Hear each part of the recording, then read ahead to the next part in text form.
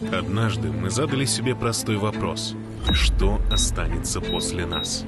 Каждый год пожары и масштабные вырубки стирают с лица земли тысячи гектаров тайги.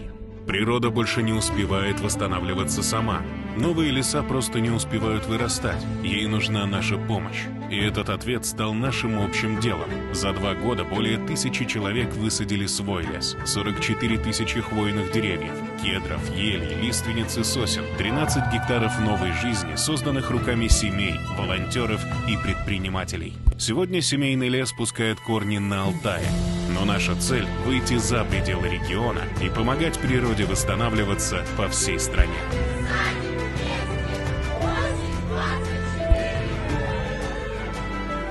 Через десятки лет наши дети будут гулять по этим лесам и знать, что когда-то мы не остались в стороне.